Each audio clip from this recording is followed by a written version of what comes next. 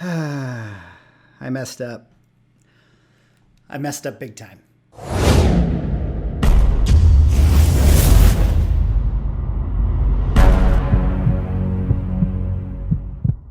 Ladies and gentlemen, welcome back to another video with Swaggle. And in this video, I need a shoulder to cry on because I have some unfortunate news. I messed up. I messed up big time on one of my grails. And in this video, I'm going to share with you guys my mess up, and maybe, we can find a silver lining in this and talk about some things not to do when you're out there buying big books. But before I get into the video, if you guys could drop me a like or a comment or subscribe if you're enjoying the content, help support the channel, do one of those things and cheer me up because this is a very, very sad day. So as you guys know, or maybe saw just the other week, I made a video where I was prepping some books to send off to CGC. And one of those books I was prepping to send was this one right here, my Avengers #8, First Appearance of Kang the Conqueror. Now, this is a book I've had in my collection for quite a while now. I think I've probably had this almost 2 years, and it's been one of my favorite books. I've always really, really loved Kang. I've been enjoying that it seems like, we're going to be getting Kang into the MCU. And so, yeah, I've definitely loved having this in my collection. And for me, as you guys know, I like buying mostly raw books. I'm not against graded books or anything like that, but I think buying raw sometimes is great because you can find good opportunities to buy books at a discount compared to their CGC value. So it makes a lot of sense as to why you would want to buy raw books. And so I had purchased this Avengers 8 book, as a raw book, and very, very excited to have in my collection. But I did, recently decide that I wanted to send it into CGC because of the fact that I want it slabbed for preservation purposes. This is an important book to me. It's getting quite expensive, and it's not necessarily one that I'm ever going to sell or trade or anything like that. So I just wanted to have it slabbed for preservation purposes. So as I was prepping this book, I had brought it to the presser. It got a nice clean press, as you guys can see there from the glare. And I was just looking over everything and making sure that it was all good.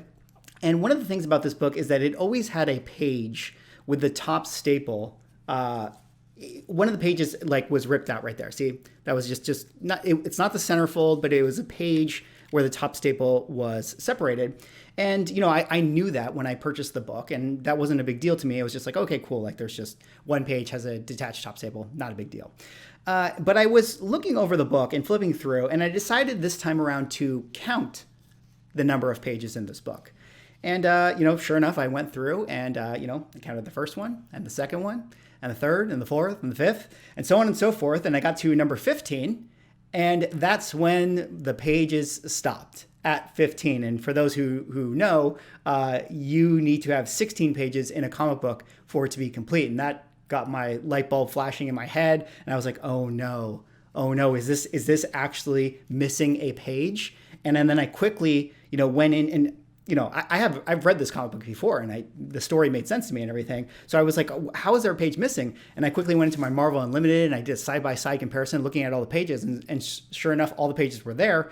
But then it made me realize that I actually do think that there is an ad page that was ripped out of this book, and the ad page is missing, which makes this Grail right here, my Avengers #8, a qualified book. So that was really, really disappointing to find out when I had been, going through it just the other day. So, it's unfortunate news, and it kind of leads me into the next part of this conversation that I kind of wanted to talk about. Where I think there's some silver linings that we can have from this situation, or at least share my feelings with you guys as far as what can we not do in the future when we buy big books? Because, I do still like having raw books in my collection, but buying raw books, especially ones that are very, very expensive, comes with a little bit of a risk. The risk that, the book could be not complete, that there could be something damaged in the book that you are unaware of.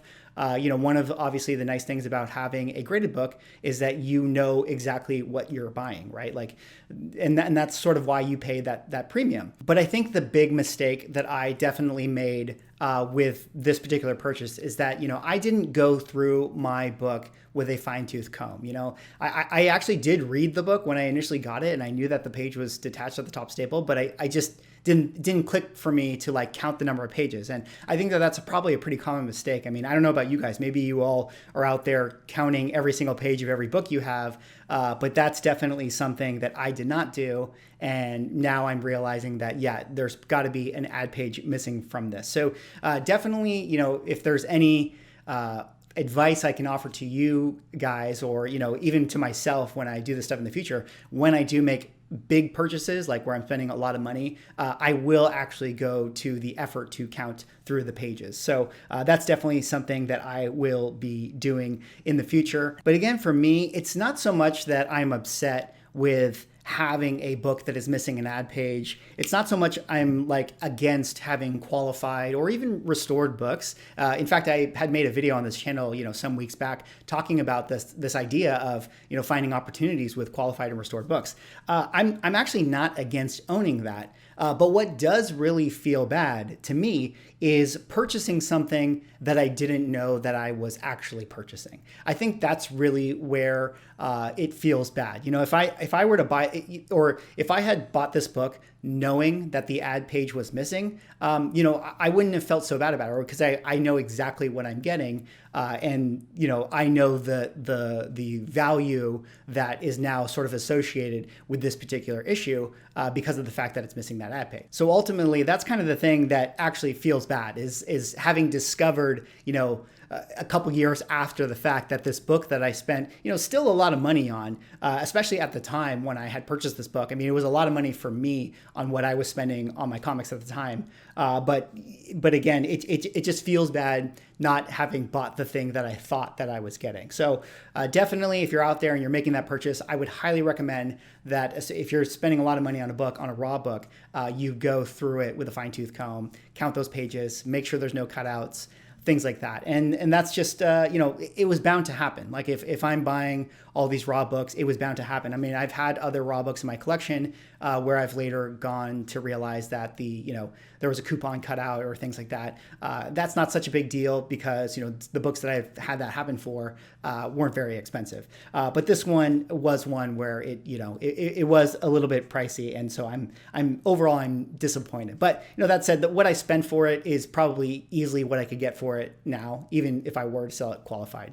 The other factor I think that, is sort of on the other side of this conversation is, if you're selling books, and I know a lot of us out there do sell books, or maybe, you move stuff on eBay. I mean, definitely know what you're selling. Like, try to be transparent, for the people who are buying this stuff. Like, I'm not saying that the person I bought this from was trying to swindle me in any kind of way. They probably didn't know that the ad page was missing either, so I'm not gonna, put blame on them for that reason. But, it is something that in our community, I think it is important for buyers and sellers to know what they are actually moving as far as like the comic books that they have. But in the end, I feel a little better about it, even being able to kind of vent to you guys on this video right now. Yeah, so this book right here, I did find out is missing an ad page. Very, very unfortunate. But, I'm still super, super happy to have this book in my collection. It presents really nicely in the Mylar bag. I probably won't send this one into CGC. Actually, now I'm kind of at a crossroads because I do still want to preserve this book, for the long haul. But I am wondering if now it's not worth the price that I would have to pay to send it in to CGC to get the green label. So I don't really know what I'm going to do with this book. Probably just going to go back on the wall. But hey, I'm still sort of happy to have it.